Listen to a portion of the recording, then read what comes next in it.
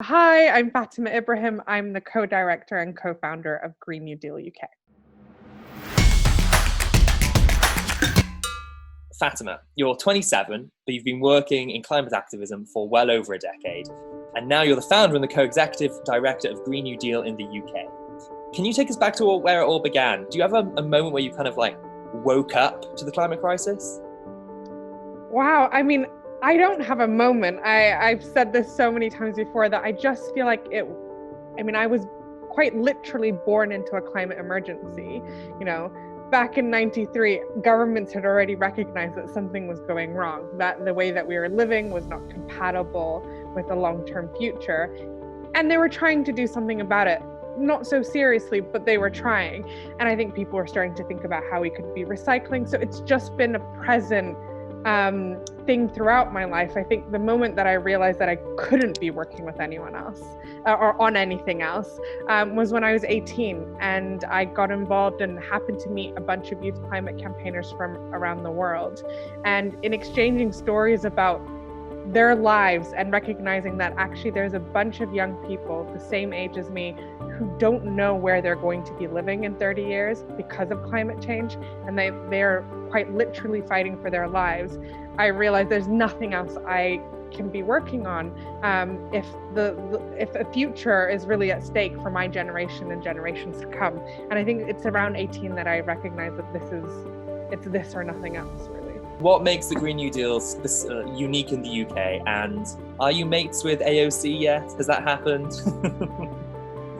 I'll start with the last question. I'm not, but I'm totally open. There's an open invitation if AOC wants to. Your DMs are open to AOC. Your DMs are very open. Very open.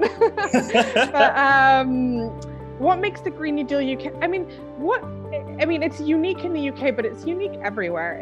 I think for the first time in my lifetime that I have seen a solution to the climate crisis that I really believe, to my core, is a solution that meets the climate crisis at the scale and urgency that's necessary.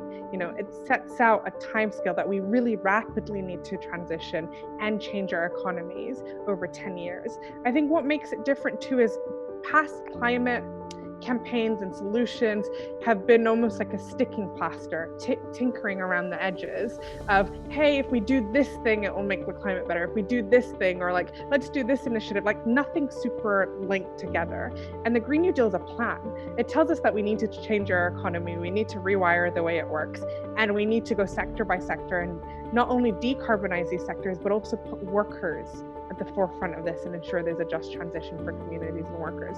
So I think this is the first time we've had a plan on the table that gives us a roadmap to how we avoid climate chaos, but also how we make sure we have an equal future that's livable where people can thrive. And that's what's exciting, that's what's unique about it. And I've seen it gaining momentum, not just in the US, but really all over the world. This is something people are fighting for as the solution to the challenges that we face. What gives you hope going into 2021?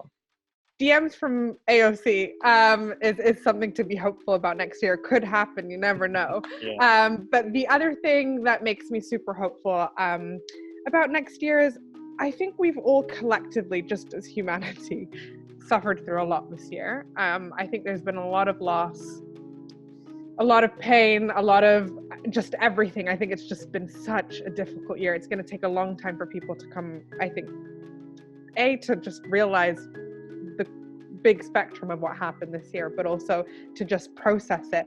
But I do believe we've come out of it stronger. Our communities have come out of it stronger. I have fallen in love with my community over the last year, just how they've had each other's backs, how I have come to know my neighbors, how I know that if anything were ever to happen to me or my household, that my neighbors would be there to support us, to make sure we got our groceries or our prescriptions. And that's something beautiful. And that's something I think a lot of us haven't had for a long time. And it makes me excited that we have those, connections in our communities now. And I think that can be the basis of such amazing change and such resilience for our communities. And that will be the basis off which we build movements that can create the future that we want.